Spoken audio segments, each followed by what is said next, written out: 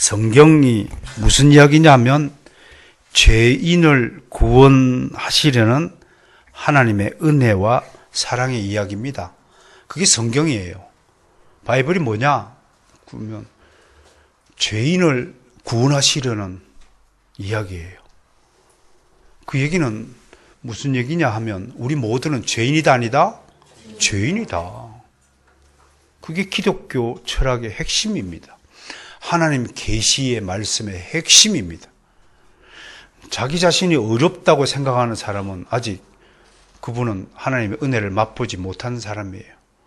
그분은 아직 거듭나지 않은 결정적인 증거입니다. 내 생각에 저건 틀린 것 같은데 라고 내 생각에 보니까 성경 말씀 저것은 좀 합당치 않은데 라고 생각한다면 그건 아직 거듭나지 않은 사람이에요. 무게를 달았는데 이거 아까 얘기했잖아요. 이거 무게 달았는데 내 생각엔 이게 1kg인데 왜 저울이 500g으로 나타나지? 저울이 틀린 거 아니냐라고 주장하는 것과 똑같은 것입니다. 그런데 현대인들은 그렇게 주장하고 있다라고 하는 것입니다. 그래서 자아중심 시대다 그렇게 말들을 하는 거예요. 여러분 이게 얼마나 위험한 것인지 얼마나 이것이 기독교의 세계 하나님 나라를 침해하는 주범인지를 낱낱이 밝혀야 합니다. 제가 그것을 여러분들에게 오늘 밝혀드릴 것입니다.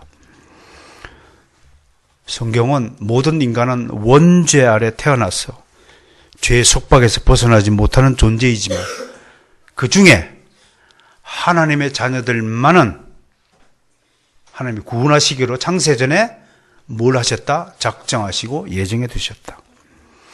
때가 이르러서 택함받은 사람들은 복음을 귀로 듣게 하시고 믿음을 선물로 받아 구원을 받는다라고 말합니다. 여러분, 교회는 시분받기 위해서 오는 것이 아니라 구원받기 위해 오는 것입니다. 또는 구원받은 백성이 하나님께 영광을 올려드리기 위해서 오는 것입니다. 여러분들은 지금 여러분들 스스로가 구원을 받았다고 확신하면 하나님께 영광을 올려드리기 위해서 이 자리에 있는 것입니다.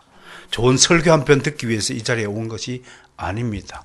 하나님께 영광을 올려드리는 것이 바로 진정한 예배입니다.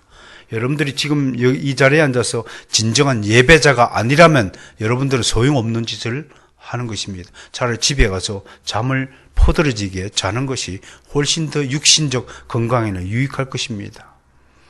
예배자가 되시기를 저는 축원합니다. 예배자의 첫 번째 조건은 하나님의 말씀을 듣는 것입니다. 왜? 듣는 것, 샤마 하는 것이야말로 순종의 믿음의 첫걸음이라고 성경은 누누이 강조하는 것입니다. 여러분 하나님의 말씀이 귀에 안 들리잖아요? 그러면 아직 내가 거듭나지 못했다라고 겸손하게 자기 자신을 성찰해 보시기를 바랍니다. 정말 권면합니다. 하나님의 성령의 역사와 함께 하나님의 말씀의 은혜가 폭포수처럼 여러분의 영혼의 강물에 쏟아지기를 바랍니다.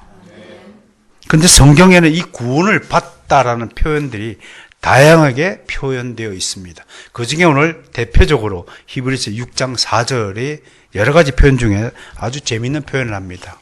첫 번째, 한번 빛을 봤다라고 되어 있습니다. 성경은 매우 빈번하게 하나님을 빛이라고 얘기하죠.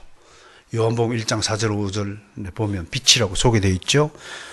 요한복음 1장 9절에는 참빛이라고 소개되어 있습니다. 세상의 빛이요. 그러므로 하나님의 자녀는 당연히 빛의 자녀라고 사도 바울은 그렇게 정의를 내리고 있죠. 그렇다면 반대적으로 빛의 자식이 있는가 하면 반대로 어떤 자식이 있어요? 어둠의 자식이 있다는 거예요. 하나님의 모든 인간이 다 똑같은 인간인가요? 성경은 절대로 그렇게 말하지 않습니다. 하나님의 자녀가 있으면 반드시 마귀의 자녀가 있다고 하는 것입니다. 마귀의 자녀는 아무리 하나님의 복음을 들어도 귀에 들리지 않습니다. 반응하지 않습니다.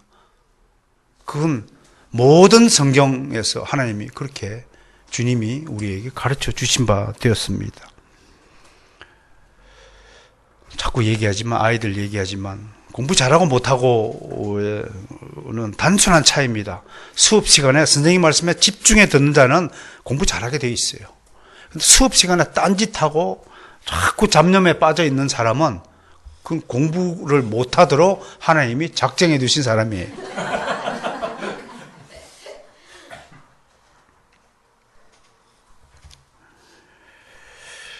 그 다양한 표현들에 대해서 우리 좀 익숙해야 됩니다. 조사 결과가 외국인들 대상으로 한 조사 결과가 있는데 한국인의 그 국어적 표현 때문에 외국인들이 한국어를 배우는데 상당히 어려움을 겪는다고 합니다. 옐로우 하나를 가지고 영어는 그냥 옐로우 이쉬 그러면 우리말로 노르스름하다, 뭐 옐로우 그린 그러면 뭐 황록색 이렇게 번역을 할 수 있는데 우리나라에는 노랗다뿐만 아니라 누렇다, 뭐 노르스름하다, 누르스름하다, 또 놀이끼리 하다 너무 다양한 표현이 많아서 헷갈리는데 죽는다라는 표현은 한 800여 종이 된대요. 조사를 해보니까. 제일 황당한 표현이 밥숟가락을 놓다. 이건 이제 외국인들이 아무리 들어도 이해가 안 되는 거예요. 밥숟가락을 놓는 거다고 왜 죽는다. 오늘 갑자기 있다가 갔다 그러더래. 그래서 외국인 친구가 어딜 갔는데 갔다. 이런 다양성, 우리 한국 민족이 얼마나 다양성을 가지고 있는 민족인지 좀 아시라는 겁니다. 성경도 구원을 받았다라는 표현이 이렇게 다양하게 표현되어 있다는 거 아셔야 됩니다. 그러니까 하나님은 빛의 아버지 되시고 우리는 빛의 자녀가 되신다. 그런데 이 아버지는 자기 자식들에게 하늘에 속한 모든 좋은 선물을 주신다. 그렇게 약속을 하십니다. 야고보서 1장 7절을 제가 대신 읽어드릴게요. 온갖 좋은 은사와 온전한 선물이 다 위로부터 빛들의 아버지께로부터 내려오나니. 그렇게 얘기를 했어요.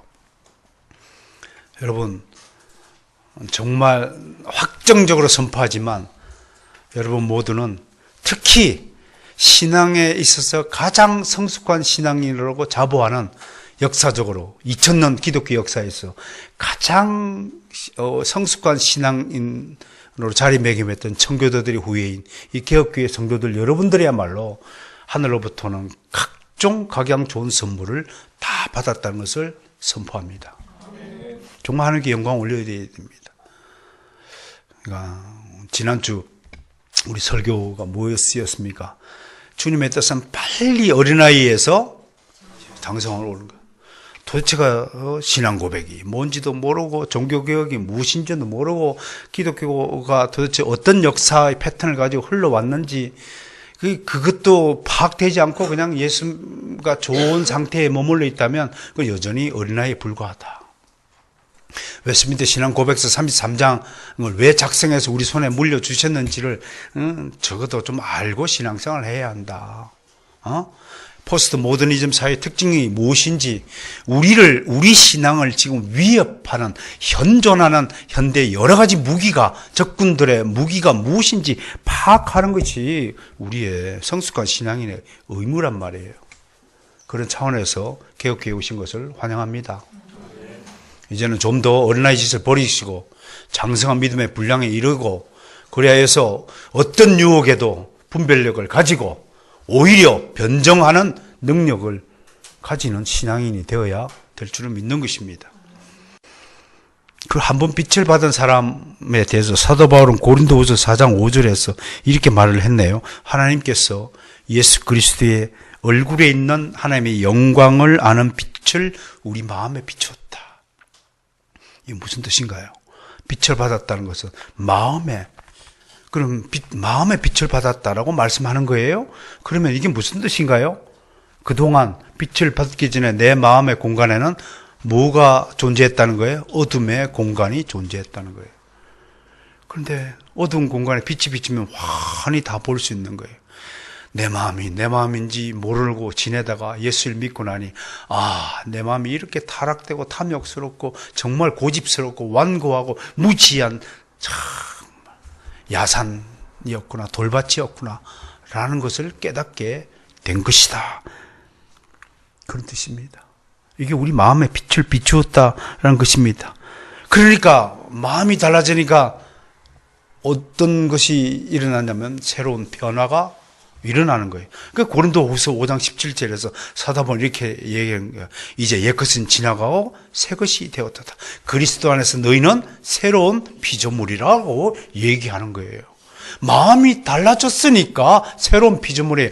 그 모습을 화장품을 좋은 거 사서 화장을 달리했다고 변화가 되었다고 하는 것도 아니에요. 여러분, 암 환자가 아무리 찍고 바르게 해보세요. 암 환자는 탁 얼굴에 나타나요. 마음속에 근심이 가득한 사람이 아무리 코미디 그걸 보고 막 웃고 떠들어도 웃음이 요밖에 안 올라가요. 마음이 진정으로 변화한 사람은 활짝 웃는 겁니다. 그리스도의 얼굴이 해같이 빛나는 얼굴이 되시기를 주의 이름으로 축원합니다. 특히 어두운 얼굴 하지 마세요. 그건 하나님의 영광을 가리는 일이라는 사실까지도 좀 경험하세요. 한국 사람들 표정이 너무 어두워요. 사실 저도 외국에 가서 보면 잘 적응이 안 돼요. 갑자기 처음 보는 사람한테 헬로 하이 그러고 다들 미친 사람처럼 보여요. 우리는 옆에서 인사하면 왜 쳐다봐? 심지어는 왜 째려봐? 그렇게 째려봤다고 광주에서 폭력 사람을 거의 죽였잖아요. 나뭇가지로 눈을 찌르기도 하고. 여러분, 우리 인간이 얼마나 폭력적이고 잔혹한 존재인 줄 아십니까? 내 안에 뭐가 존재합니까? 괴물이 존재합니다. 이 괴물을 누가 오셔서 꽁꽁 묶고 드셨어요?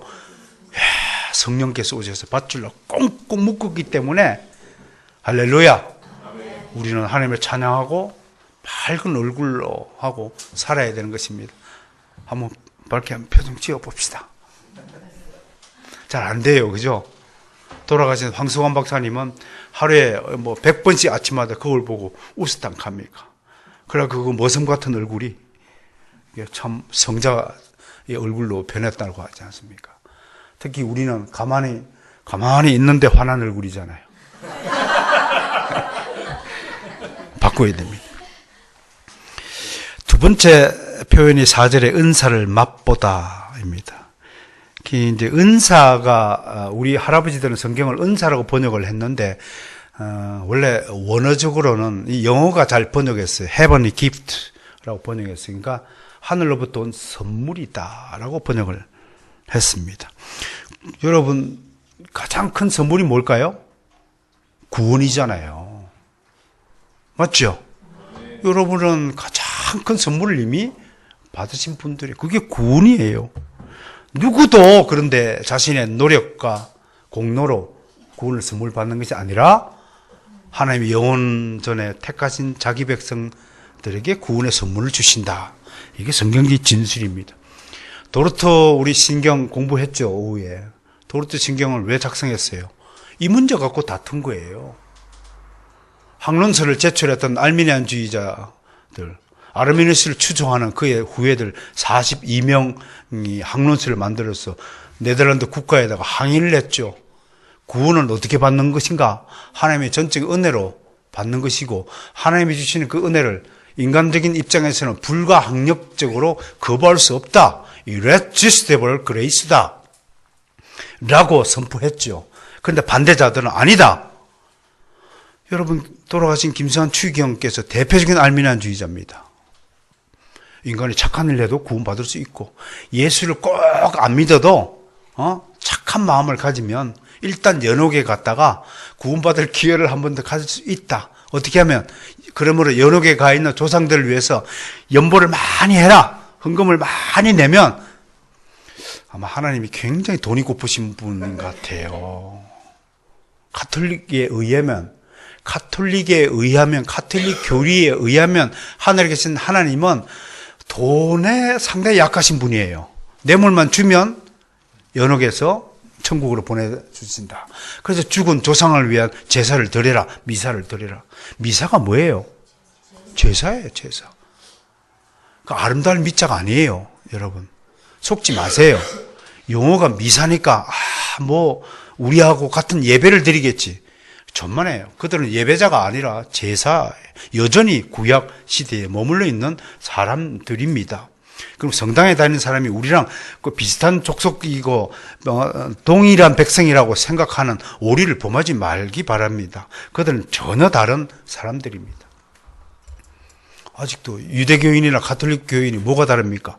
여전히 제사 드리고 있죠. 예수님이 오셔가지고 다 성취하고 다 폐지하고 다 성취하고 이제는 복음의 시대가 열렸다라고 쫙 선언했는데 여전히 no. 이것도 지키고 저것도 지키겠습니다. 그게 오늘 히브리스를 받아 읽는 유대인 독자들입니다. 지금 누구에게 이 편지를 쓰고 있어요? 한때는 유대교에 있다가 예수를 믿었어요. 왜 믿었어요? 여러 가지 이유가 있어요. 예수님을 보니까 아니 아까 대표기도에도 바다를 보고 잠잠해. Be calm. 그랬더니 쫙 잠잠해졌잖아요. 5,000명을 오병이어 기적을 다 목격했어요. 유대인들, 누가? 유대인들이 예수님 당시에 살던 같은 시대에 살던 유대인들이 직접 목격했어요. 성천할 때는 500명이 지켜보고 하늘을 지켜보면서 우와 세상에 무슨 이런 일이 있을까? 그랬던 사람들이 그러니까 예수를 믿을 수밖에 없어요. 그런데 그들에게 문제가 뭡니까? 히브리스를 쓴 목적이 뭐예요? 여전히 유대교를 버리지 않고 있는 거예요. 여전히 할례를 받아야 구원을 받는다라고 이야기하는 거예요. 이게 한국 교회에 그대로 적용되는 문제다 이 말씀에 옳지다. 여전히 예수 믿으면서도 유교주의자예요. 머리부터 발끝까지 다 유교주의예요. 나는 평생 동안 제자들을 가르치면서 여러분들 설교를 하면서 특강을 통해서 전 한국 교회를 지방을 다니면서 계속 부르짖습니다. 여러분들은 유교주의자가 되지 말고 성경주의자가 되어야 그리스도인이라고 인정받을 만합니다. 여전히 민속 절기 찾죠, 여러분. 여전히 세배 드리죠. 절하죠. 성경은 절대로 하나님 위에 다른 존재에 절하지 말라고 했어요. 유교는 인간에 대한 예를 강조하는 것이 공자의 가르침의 핵심입니다. 유교는 신이 존재하지 않아요. 인간과 인간의 상호작용만 규정하는 것이 유교적 정신이고 가르침입니다. 그런데도 여전히 그걸 강조하죠. 여전히. 남녀 차별이 있고 남녀 7세 부동석이라고 가르치고 부부도 유별이라고 가르치고 군신 유의라고 가르치고 우리는 오직 이신칭입니다. 우리는 믿음의 관계입니다. 믿음으로 서로 복종하고 믿음으로 서로 사랑하고 믿음으로 봉사하고 믿음으로 순종하는 성도라는 사실을 결코 잊어서는 아니 될 것입니다. 그럼에도 여전히 머리부터 발끝까지 유교적 행세를 합니다. 단위에 의자 놓고 앉아서 그 공자 사당입니다. 제가 성균관대 출신이기 때문에 명륜당 구조를 여러분 보지 못했었죠. 우리는 4년 동안 그것 보고 지낸 사람입니다. 공자왈, 맹자왈, 선자왈, 한비자왈, 묵자왈, 노자와, 창자와, 법가왈, 잘잘잘잘잘잘잘 외우고 있고 그 위에 단위에 서서 하고 있습니다. 그게 기독교입니까? 기독교 아닙니다. 심지어 기독교는 교회당 안에 종교개혁을 완성한 칼빈 선생님은 십자가마저도 걸지 말라고 우리에게 가르쳤습니다. 왜? 그것 보면 눈에 보이는 것 그것이 형상이 되어서 자꾸 기도할 때 하나님을 생각하는 것을 방해하는 요소가 되기 때문이라고 우리에게 가르쳤잖아요. 기독교 강의 읽어보셨으니까 뭐라고 되어 있는지 다 알 수 있지 않습니까? 우리의 진정한 신앙, 우리의 진정한 예배를 방해하는 어떤 것도 우리 거부해야 될 것입니다. 어떻든 하나님께 좋은 선물을 받았다. 세 번째 4절에 성령에 참여했다라고 표현이 있습니다. 이는 한마디로 인간이 회개하고 죄사함을 받았을 때 내려지는 성령의 역사를 표현한 것입니다. 베드로가 이렇게 얘기했네요. 베드로가 이르되 너희가 회개하여 각각 예수 그리스도의 이름으로 세례를 받고 죄사함을 받으라. 그리하면 성령의 선물을 받으리니 하고 사도행전 2장에서 그렇게 말씀했습니다. 여러분, 성령을 선물로 받았다는 것이 얼마나 복된 것입니까? 그 구원의 확실한 징표이지 않습니까? 여러분들 하나님을 아버지라고 왜 부르십니까? 성령 때문에 그렇습니다. 여러분들이 이 자리에 왜 앉아 있습니까? 성령 때문에 그렇습니다. 여러분들의 마음이 왜 계속 그리스도에게 기울어집니까? 마귀에게 기울이지 않고요? 왜 그럴까요? 성령님 때문에 그렇습니다. 그렇다면 여러분 성령을 확실히 받은 것입니다. 좀 이따 설명했지만, 그런데 오늘 4절에는 성령을 받았다 표현이 아니라 성령에 참여했다는 표현을 했습니다. 여기에 이 구절이 뜻하는 비밀이 있습니다. 조금 이따 밝혀드리죠. 여러분, 성령이 있고 없고가 얼마나 중요합니까? 제가 여러분에게 가장 강조하는 구절이 무엇입니까? 그걸 로마서 8구 선언이라고 했습니다. 로마서 8장 9절 한번 찾아봅시다. 성령이 있고 없고가 어떤 결정적인 차별이 있는지 우리는 알아야 될 것입니다.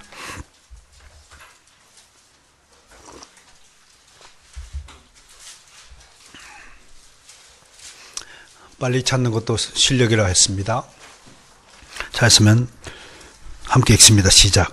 만일 너희 속에 하나님의 영이 거하시면 너희가 육신에 있지 아니하고 영에 있나니 누구든지 그리스도의 영이 없으면 그리스도의 사람이 아니라. 이 성령의 선물은요, 세상이 줄 수 없는 것입니다. 돈으로 살 수도 없는 것입니다. 여러분, 사도행전에 희한한 사건이 하나 있죠.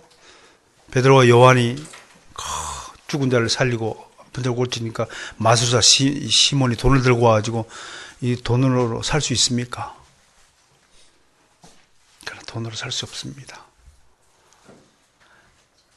여러분들이 노력했다고 여러분들이 거듭나고 성령을 선물로 받는 것이 아니올시다. 하나님의 전적인 주권적 은혜를 받았을 뿐이라는 사실을. 이번 주에, 지난 주죠. 그러니까 그저께 학부모를 만났는데 선택과 필연의 문제를 혼돈하고 있길래 제가 교정시켜 드렸습니다. 우리 인생에는 내가 선택해야 될 문제가 있는가 하면 필연적으로 주어진 것이 있습니다. 내가 그분에게 그랬습니다. 종교는 선택의 문제가 아닙니다. 당신은 숨을 쉴 때 공기를 선택해서 마십니까? 공기는 주어진 것입니다. 당신은 햇빛을 선택하여 비춤을 당합니까? 아닙니다. 필연적으로 주어진 것입니다. 내가 선택해야 될 부분과 필연적으로 주어진 것에 대해서 감사해야 될 부분이 따로 있습니다. 그랬더니 참 감사하게도 그걸 인정하고, 아, 그렇군요. 제가 몰랐군요. 그래서 다시는 앞으로 그분은 교회를 다녀도 되고 절에 다녀도 된다는 자유방종주의적 잘못된 주장을 하지 않을 것입니다. 서로 주장이 틀리잖아요. 한쪽은 신이 있다라고 주장하고 한쪽은 신이 없다라고 주장하는데 어떻게 동시에 두 종교가 오를 수 있습니까? 논리적으로 말이 안 되는 겁니다. 2 더하기 2는? 2 더하기 2는? 신이 있다 없다? 그럼 뭐 교회를 다녀야죠. 있다고 하면. 없다고 하면 절에 다녀도 됩니다. 그 없다고 하신 분은 이 우주 만물이 어떻게 만들어졌는가 설명해야 됩니다. 뿅 하고 저절로 나타났지요? 여러분들이 뿅 하고 저절로 나타났죠? 맞죠? 그럼 절에 다녀야 됩니다. 절은 아무것도 스스로 된 존재가 없다고 합니다. 이 죄다미도 허상입니다. 실체가 아니라고 가르치는 겁니다. 그게 공사상입니다. 그 불교의 철학을 우리가 허무주의라고 평가하는 이유가 이런 데 있는 것입니다. 아무도 엊그저께 어떤 유명한 스님이 칼럼을 썼더군요. 신문에다가. 뭐라고 했습니까? 이 세상에 의미 있는 존재는 하나도 없다. 다 빌공짜 허상일 뿐이다. 이런 철학을 무슨 철학이냐면 개똥 철학이라고 합니다.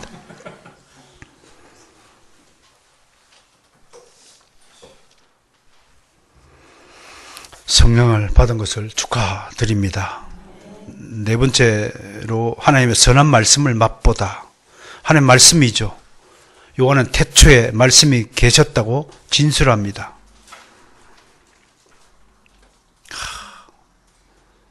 인간은 무엇으로 사는가? 톨스토이가 그렇게 물었습니다. 자그마한 단편소설이 하나 있지요. 전 중학교 다닐 때 그 책을 읽었어요. 중학교 도서관에서 읽은 걸로 제가 기억을 하는데요. 답은 사랑이다 라고 대답해요. 많은 인문학자들은 그러한 톨스토이적 문학관에 대해 칭송이 자자하지만 예수 믿고 거듭난 저는 절대로 그 사실을 인정하지 않습니다.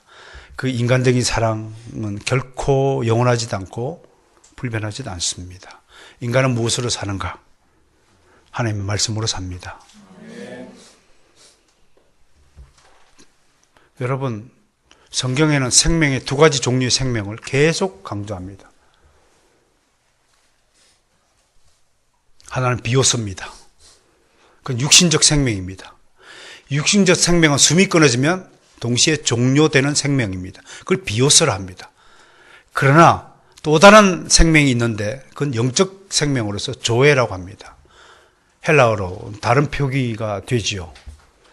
이 조에는 비오스는 음식을 먹고 살아야 되지만 이 조에는 반드시 하나님의 말씀을 먹어야 살 수 있다라고 성경은 증언합니다. 여러분 이제 그리스도인에게 두 가지 음식이 이제 있게 되었습니다. 오늘 점심도 맛있게 준비했으니까 맛있게 먹어야 되겠죠. 그러나 무엇보다도 여러분 하루에 3끼 밥 먹는 것만 생각하지 말고 하루에 3끼 하나님의 말씀도 함께 곁들여 드시기를 바랍니다. 오히려 하나님의 말씀을 더 맛있게 더 많이 먹기를 권면하오니 제발 말씀의 자녀들이 되시기를 주님 축원합니다. 말씀을 먹어야 뿌리가 달라지는 것입니다. 영적인 양식을 먹어야 영혼이 달라지는 것입니다. 영혼이 건강해지는 것입니다. 여러분 신앙생활 잘 하시다가도 성경 손에 놓아버리면 어떤 현상이 일어납니까? 영적인 핍절 현상이 일어납니다.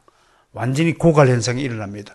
호수의 물이 바짝 마른 상태, 땅바닥이 들여다 보이는 상태가 되면 정말 죽을 지경이 되는 것입니다. 심지어 새벽 기도를 열심히 하시던 분이 새벽 기도를 갑자기 멈추고 중단하면 영혼의 핍절 현상이 일어나는 것을 우리는 수없이 경험하지 않습니까?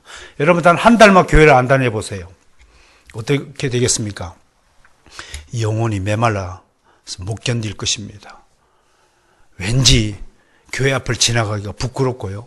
십자가를 쳐다보지 못해서 일부러 가리고 지나갑니다. 돈 빌린 사람이 채무자가 채권 잡으면 어떻게 할까요? 갑자기 전화를 끊어고 여보세요? 그러고 못 본 척하고 새길로 빠지는 것이 죄인의 특징이죠. 신앙을 잃어버리면 바로 이런 현상이 일어납니다.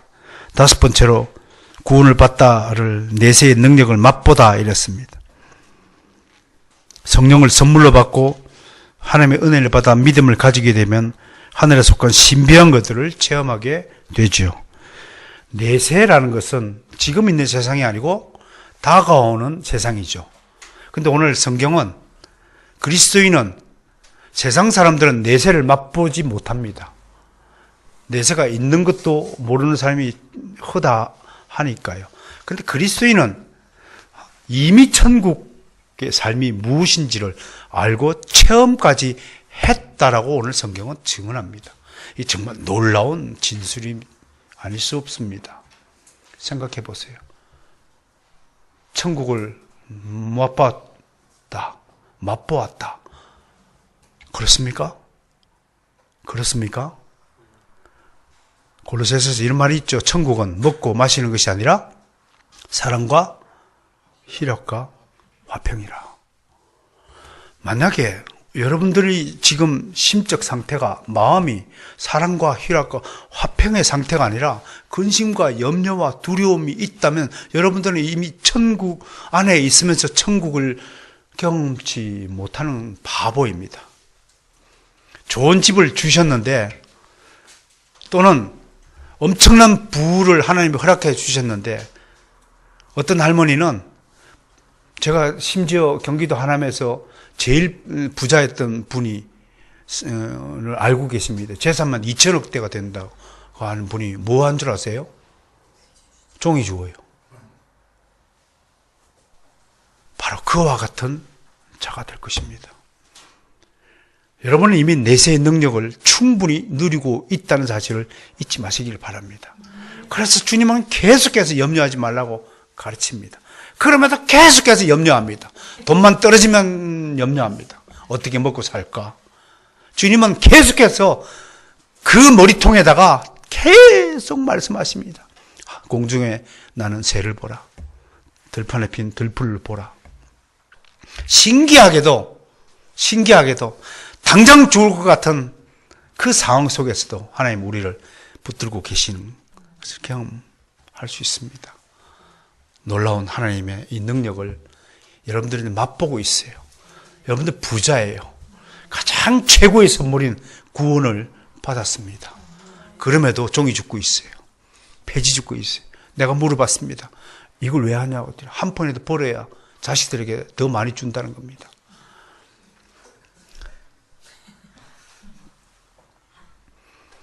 뉴욕에 두 친구가 있었다고 해요. 하나는 그 유명한 조나단 에드워드예요. 영국에서 두 친구가 배를 타고 미국으로 신대륙을 건너왔었어요. 한 친구는 내가 돈을 많이 벌어가지고 성공해야 되겠다. 한 친구는 하나님을 잘 믿어야 되겠다. 조나단 에드워드는 여러분 아시죠? 그 유명한 미국 청교도 개척자가 되고 미국을 들었다 놨다. 미국의 영혼을, 잠자던 미국의 영혼을 완전히 개혁시킨 장본인이 조나단 에드워드 목사님이셨어요. 100년 뒤까지 그분들의 자손을 조사했어요. 찰스 스탠이라는 그 친구는 돈을 많이 벌었대요. 그런데 816명 중에서 거의 60%가 넘는 사람이 전과자가 되었다고 합니다. 그러나 조나단 에드워드는 그 속에서요. 600여 명의 자손들 중에서 무려 160명이 목회자가 태어났고요. 대학 총장이 나타나고 장관이 나타나고 부통령이 3사람이나 나타났다고 하는 것입니다. 여러분이 가지고 있는 것을 감사해야 됩니다. 여러분들이 이미 내세의 능력을 맛보고 있다는 사실을 다시 한번 선포합니다. 그런데 오늘은 히브리서에는 참 조금 슬픈 이야기가 전개되고 있죠. 이 얘기를 하려고 앞에 이 얘기를 꾸준히 진행시켰다고 해도 과언이 아닙니다. 신앙생활을 잘 하다가 갑자기 주님께로부터 돌아서는 데에 관한 이야기입니다. 이걸 가지고 어떤 잘못된 해석자들은 한번 구원받은 것을 구원의 탈락 가능성으로 해석하는 우를 범했습니다. 대표적으로 감리교를 창시하신 요한 웨슬레가 이렇게 해석했습니다. 보라, 구원받은 사람도 신앙생활을 잘못하면 구원을 잃어버릴 수 있다라고 히브리서 기자가 이렇게 말하지 않았는가? 라고 말을 합니다. 그러나 그 전혀 다른 것입니다. 왜냐요? 4절 한번 다시 한번 읽어볼까요? 시작.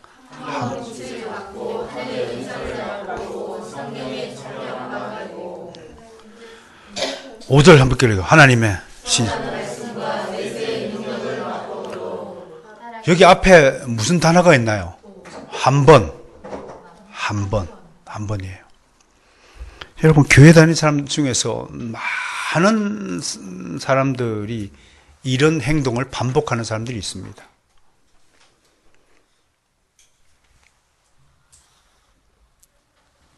우리 주변에 이런 사람 참 많이 있죠. 잠시 교회에 나오다가 발길을 끄는 사람들을 말입니다. 이런 사람들을 가나안 성도, 도피 성도, 떠돌이 성도, 나그네 성도 등등 여러 이름들이 있습니다. 신동치 목사님은 그들에게는 성도라고는 이름을 붙이면 안 된다라고 지난번에 발표를 하긴 했죠. 역사 가운데, 성경 역사 가운데 대표적인 사람들이 누군가요? 바로 출애굽한 이스라엘 백성들이었습니다. 보세요. 그들은 하나님의 은혜로 홍해 바다의 기적을 직접 두 눈으로 목격한 사람들입니다. 마라의 쓴물을 하나님이 단물로 고쳐서 그들의 목을 축이셨습니다. 하늘에서 만나를 내리시고 메뚜기를 내려서 그들의 배를 불리게 했습니다. 그런데 그들이 40년 만에 어떻게 됐어요? 광야에서 다 엎드려 죽였어요. 200만 명의 하나님의 은혜를 체험하고 은사를 맛보고 성령의 비추임을 당한 경험을 했음에도 불구하고 단 2사람, 여호수아와 갈렙만 제외하고 나머지 199만 9,999 8명은 다 죽었습니다. 다 배신했죠. 단 2명만이 가나안 땅, 약속의 땅에 들어갔습니다.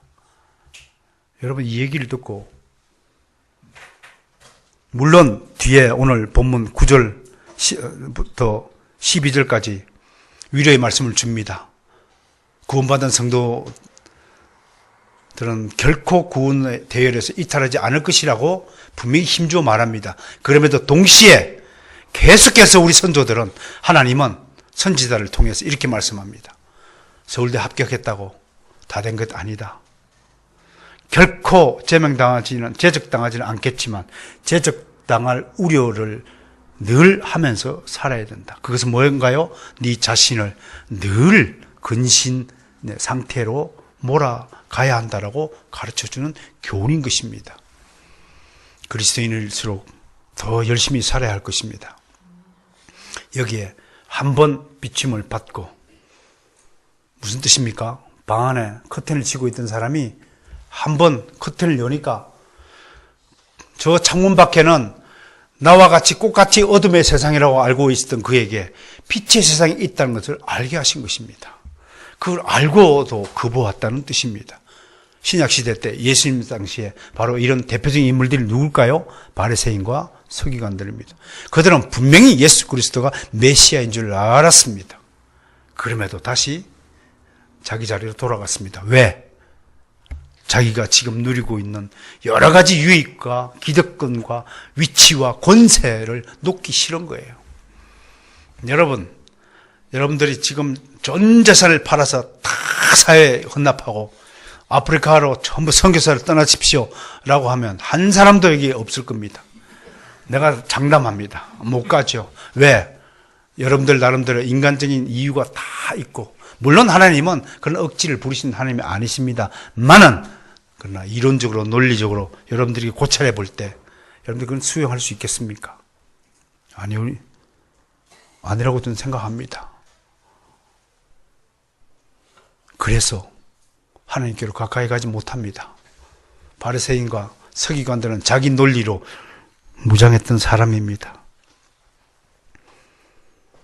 여기서 또 하나, 우리 주변에는 수많은 체험을 했다고 주장하는 사람들이 있습니다. 하나님의 음성을 직접 귀로 들었다는 사람도 있습니다.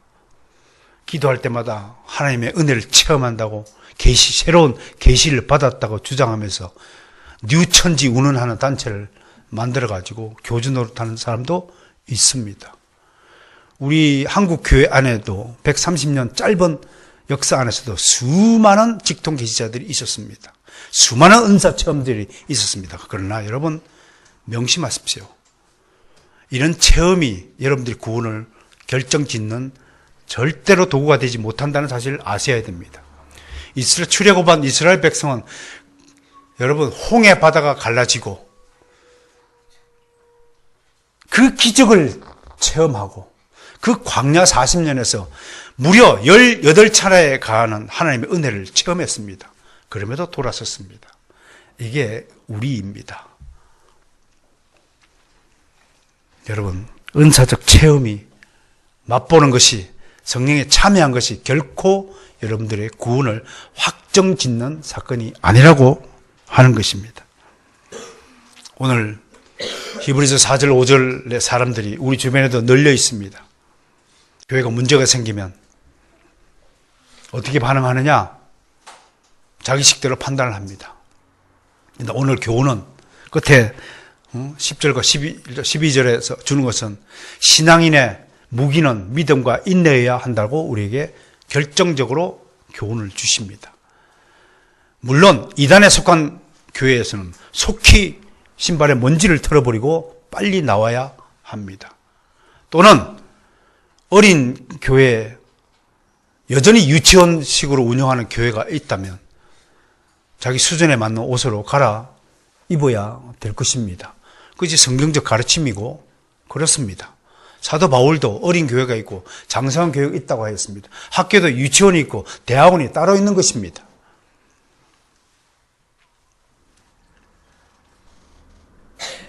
개혁교회는 장성한 그리스도인들을 위하여 하나님께 주신 좋은 예배처라는 사실을 잊지 마시기를 바랍니다.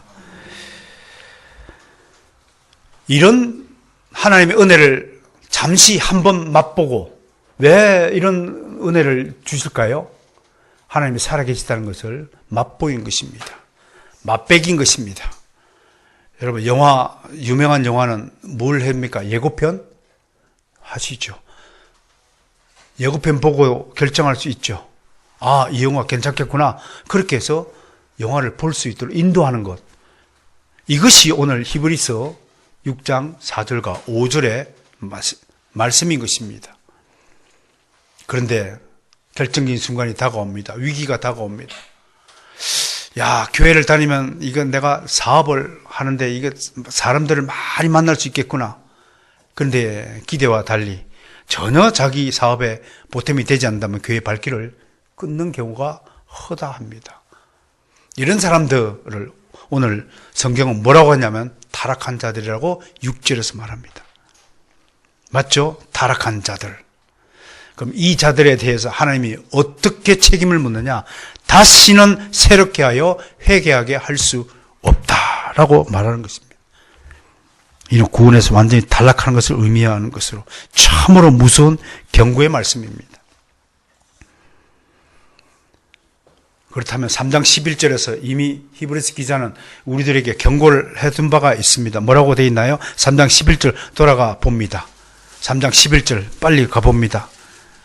시작. 내가 노아하여 맹세한 바와 같이 그들은 내 안식에 들어오지 못하리라 하였다 했느라. 주님은 이 경고와 함께 믿음의 자녀들을 위해서 간곡히 오늘 우리에게 당부하는 말씀을 남기셨습니다. 그것이 12절과 13절입니다. 함께 읽습니다. 오늘 6장 12절 13절 시작. 형제들아 너희는 삼가 혹 너희 중에 누가 믿지 아니하는 악한 마음을 품고 살아계신 하나님에게서 떨어질까 조심할 것이요. 오직 오늘이라 일컫는 동안에 매일 피차 권면하여 너희 중에 누구든지 죄의 유혹으로 완고하게 되지 않도록 하라.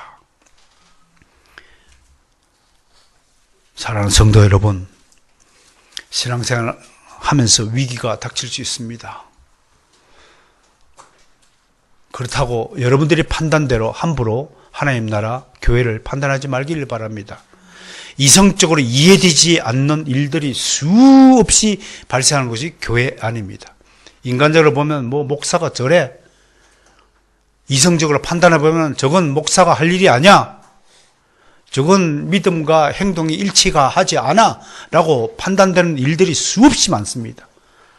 그럼 그때 내가 충고합니다. 빨리 여러분들에게 동일한 질문을 던지셔야 됩니다. 나는 믿는 대로 행하는 자인가? 나는 정말 도덕적으로 완전한 자인가? 라는 질문을 여러분 스스로에게 동일하게 적용해야 됩니다. 물론 교회의 지도자인 목회자들이 모범을 보여야 되는 것은 당연한 것입니다.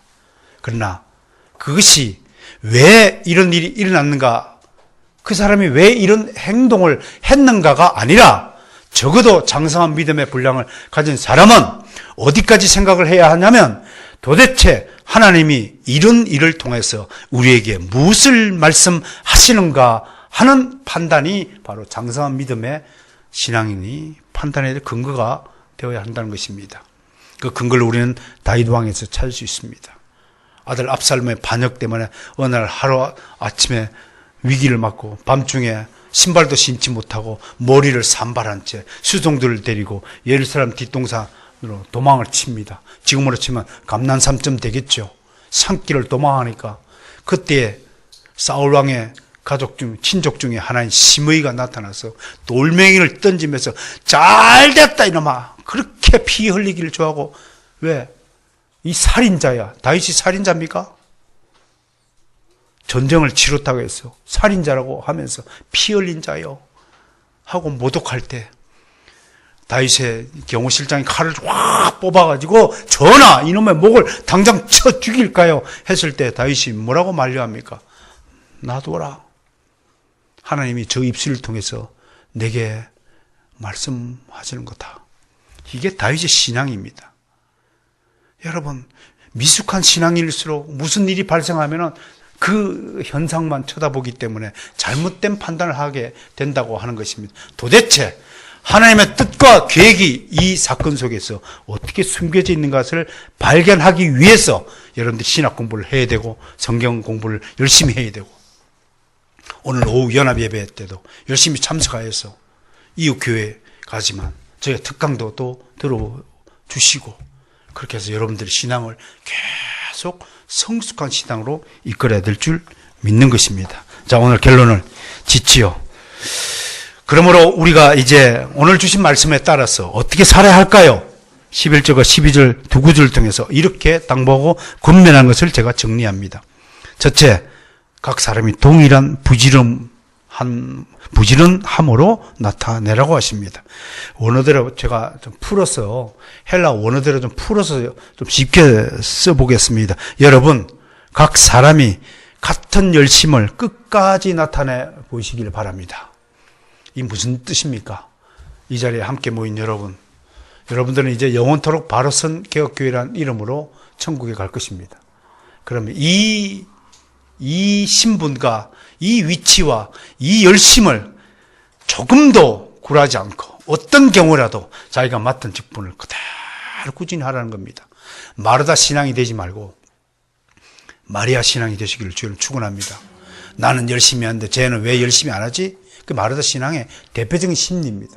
여처럼 쳐다보지 말고 자기 자신이 하나님 앞에 겸비한 존재가 되어서 끝까지 동일한 부지런 경주하시는 거북이 신앙이 되시기를 좀 축원합니다. 두 번째, 끝까지 소망의 풍성함에 이르라고 오늘 권면하고 있습니다. 소망은 일시적인 것이 아닙니다. 남대문 시장에서 지게꾼이 비행기 사겠다고 하면 그건 망상입니다. 지게꾼이 다음에는 리어카 사야 되겠다고 하는 것이 소망인 것입니다. 우리의 소망은 실천 가능한 꿈이라는 것에서 차이가 있는 것입니다. 실천할 수 없는 거대한 꿈을 가지고 있는 사역자들이 우리 주변에 너무 많습니다. 제가 이번 달 석가 탄신일이 22일이죠. 충남 보령의 어떤 단체로부터 초청을 받아서 밤에 특강을 하러 또 내려갑니다. 근데 그 단체의 목표가 뭐냐면 전 세계를 복음화. 그래서 목사님, 이룰 수 없는 것은 망상입니다. 지게꾼이 비행기 사달라고 하나님께 기도하는 것과 같은 것입니다. 그 성경적이지 않습니다. 이룰 수 있는 꿈을 위해서 그 소망은 우리 손에 다가 있습니다. 그 소망을 가졌을 때 하나님은 여러분들 손에 풍성한 은혜의 선물을 주실 것이라고 믿습니다. 마지막으로 오늘 주님은 우리들에게 신앙생활을 하면서 위기에 빠져 있는 분이 계시다면 이 두 단어를 꼭 기억해 주시기를 바랍니다. 게으르지 아니하고 믿음과 오래 참음으로 말미암아 약속들을 기업으로 받는 자들을 본받는 자가 되라고 했습니다. 정말 여기 재미있는 구절들이 의미가 많습니다. 주님이 제일 싫어하는 사람이 누구라고요? 게으른 족속이라고 그랬습니다. 집에 가다가 그냥 퍼져 자는 사람 되지 마시고 기성정결로 잘 완비하여서 정확한 시간을 배분을 해서 내가 늘 강조하죠. 여러분 모두에겐 주어진 시간이 있다고요. 저는 이제 남은 시간이 29년입니다. 선포했습니다. 올해 60이니까 29년 남았어요. 여러분들이 기도해주면 1년을 더 연장할 수 있을 텐데 29년 동안의 계획이 저는 나름대로 세워져 있습니다. 하나님의 그 좋은 계획 속에서 저를 인도해 주실 거라고 믿습니다. 주어진 시간 안에서 여러분들 게으르지 않고 부지런한 사람이 되시길 바랍니다. 그게 믿음 생활입니다. 그러려면 정말 오래 참아야 합니다. 굉장히 오래 참아야 됩니다. 지금 제가 책을 3권을 연속으로 쓰고 있어요. 죽을 때까지 40권을 써야 된다고 서원을 했기 때문에 이제 20권 썼잖아요. 나머지 20권을 언제 써야 될지 모르겠지만 정말 책을 쓴다는 것은 자기와의 기나긴 싸움입니다. 숱한 유혹이 있습니다. 엉덩이가 올라갔다 내려갔다 올라갔다 내려갔다 수없이 반복합니다. 잠시 일어나서 커피를 한 잔 먹고 할까? 아니야. 지금 이거면 잃어버려. 계속 하면서 그 싸움을 하면서 한 3시간 4시간 앉아 있는 겁니다. 밤을 새서 쓰는 겁니다. 이게 인내입니다. 인내한다고 오래 참으라고 그것을 뭐 잘한다 못한다 저는 그렇게 여러분에게 강조하고 싶은 생각이 없습니다. 끊임없는 투쟁. 바울이 그렇게 고백했죠. 오, 공고한 사람이라. 누가 나를 이 사망의 몸에서 건져낼고 그 단식과 함께 끝없는 투쟁이야말로 오래 참는다는 의미라는 사실을 기억하시길 바랍니다. 투쟁 잘하시기 바랍니다. 천국은 침노하는 자의 것입니다. 여러분들 삶을 놓고요, 주어진 시간 안에서 하나님이 주신 그 명령과 법칙과 그 인도하신 뜻에 굴복하는 여러분들 인생이 되어야 할 것입니다. 그래야 뭐를 기업으로 받아요? 약속들을 기업으로 받습니다. 약속들을 그냥 받는 것이 아니라 뭘로 받아요? 기업으로 받는다고 했습니다. 나는 그래서 여러분들에게 모든 그리스도의 책무는 기업인이 되는 것이다 라고 강조하는 것입니다. 나 혼자 벌어먹고 잘 먹고 잘 살기 위해서는 이거 10원에 사서 20원에 팔아먹는 거는 그건 공부하지 않아도 됩니다. 그 본능적 능력입니다. 장사하는 능력은 안 배워도 됩니다. 장사하시려면 지금 다니는 학교를 전부 중단하고 빨리 장사 길로 나서기 바랍니다. 우리 민법상 기업은 5명 이상에게 월급을 주는 사람을 기업인이라고 정의합니다. 다른 사람에게 월급을 주는 사람이 되어야 되는 것이 그리스도인의 책무다라고 하는 것입니다. 나 혼자 잘 먹고 잘 살고자 하는 사람은 빨리 회개하시기 바랍니다. 이 일을 위해서 오래 참고 정말 그 약속된 기업을 선물로 받는 아름다운 여러분들 인생이 되시기를 축원드립니다.